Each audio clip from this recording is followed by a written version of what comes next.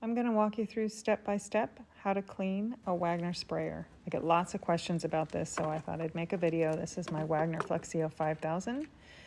The things I use to clean it with is just a scrubby pad. And this isn't a very important tool. It is a big paper clip that I've just opened up the end. You'll see me use that several times. Of course, a small scrub brush and another scrub brush. Okay, so that skinny one is one that you'd use like in a large straw or something. They're easy to find. So I just finished spraying a dresser, and I'm going to take this all apart. I've probably used this particular sprayer 100 times. And I clean it every time. You wouldn't know that I've used it 100 times because I clean it. I don't want it to look like I've used it 100 times. So I make sure and get out all the paint inside and out, because those little particles will find their way back into your paint if you don't clean it, and then you're going to have problems on the next go around. So I'm just kind of doing a rinse over everything now, so while I'm working on one piece, the other pieces aren't drying out. I just want to get everything wet and rinsed, and then I'm going to go back and clean them in more detail. So I unscrewed the front, which takes off the spray nozzle.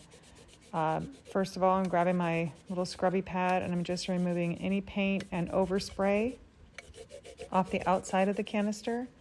And overspray is just like that fine mist of paint. So over time, that would all build up, and my canister would just have an inch thick of overspray.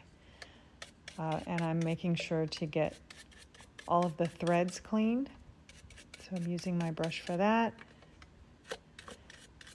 And then I'm going to go back to using my scrubby pad for the inside. I've rinsed this really well, but I just want to make sure that there's no paint residue, because especially close to the top where it starts to dry out while you're spraying, that does kind of hang around. So now that I've got that scrubbed really well, just get everything a good rinse. It's all nice and clean. You could do this in the sink, certainly. I like to use the hose because it has better water pressure, and I'm outside, so. This is the straw that's going to suck the paint up out of the canister, so I take that apart. This area I just scrub. It's flat. It doesn't have anything to it other than just scrub it. It's flat. Sometimes this is like completely coated in paint, so it does take a little more time. This time, pretty easy. Give it a good rinse. Now to the straw. There's several things we're going to address with the straw. So first, of course, I'm just going to rinse it real well, and then I'm taking my particular hose outside. I can adjust it to a jet stream, which I do to rinse. Okay, now I'm just taking that little brush, brushing both ends with it. Again, rinsing really well. Here we go with the paper clip. There's a little bit of paint on there that I want to get off. But there is a hole that is necessary, very necessary, and it gets clogged sometimes, so you got to find that hole and make sure that there's no paint in it. Sometimes when I do this, there's like a plug of paint. It will completely affect the suction, so you have to make sure that you get everything out of there. Again, more cleaning. I'm using my jet to really get everything rinsed good. Okay, now to the ring. This just holds everything together. It could be coated in paint, probably wouldn't matter, but I like everything to be clean. So I just take my scrubby pad and clean it, and then make sure the threads are free of paint. This is the little directional, I don't know what the term is for this, but this determines the direction of your paint. Again, I'm just cleaning everything off. And I'm going to use that paper clip again because there are some areas on here with holes. Everything about this is, of course, this is, an air sprayer. So anything that has to do with suction or whatever, you've got to have it really clean. So again, I take my paper clip and make sure that these holes are clean. I don't know exactly what those do, but I know that when they're clogged, it doesn't work. It will make your paint come out in chunks and things. So nice and clean. This is the nozzle. Of course, we want this to be clean. And again, just scrubbing everything, getting all the paint off.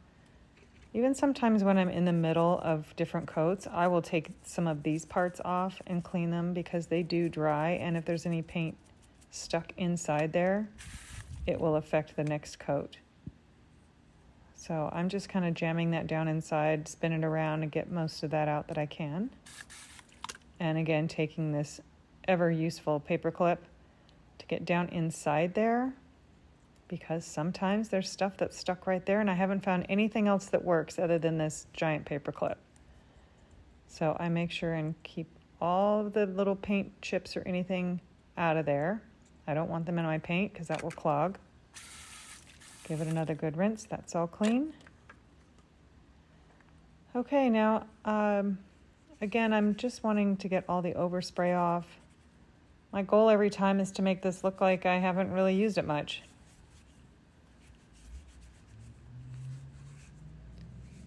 To me, I feel like if I pick up something and it's covered in paint, that I feel like it's just not going to work very well. So I'm scrubbing the threads. If that's successful, then I just stop there and I go, okay, the threads are clean, but these are looking like there might be some more in there, so I'm just going to scrub it.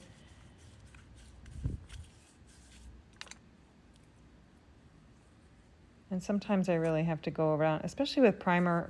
Primer can sometimes be a little finicky here, but I go through the exact same process. Just make sure it's clean.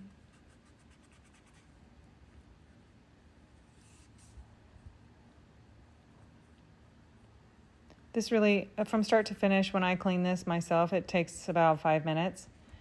Of course, I'm demonstrating every single detail here, so this is going to take more like 9 minutes, but it cleans up really well. And I mean, with the amount of time that we spend cleaning brushes, cleaning the sprayer is amazing. It doesn't take much time at all. So I'm noticing that there's some buildup in the thread. So again, my paper clip, now I'm taking the rounded edge, and you can see I'm kind of getting some more residue out of those threads.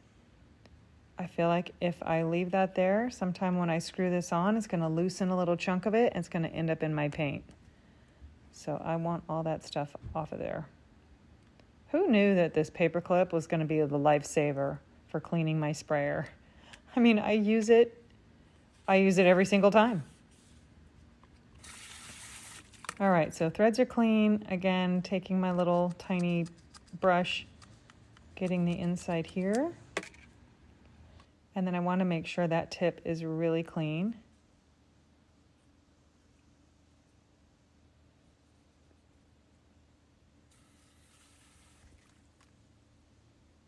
Okay, and then this little hose right here also, of course, involves the air. There's a hole that you want to make sure also is clear right there. I don't think I'm going to demonstrate it here, but make sure that this is free of paint. Every once in a while, I don't know why, for some reason, it's air mostly going through here, but once in a while, paint will get in there. And so I make sure and clean that out because over time that would clog. And then it would be impossible to get that out of there.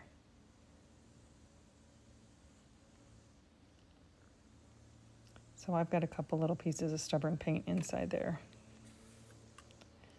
Okay, once you get that cleaned up, goes right back on.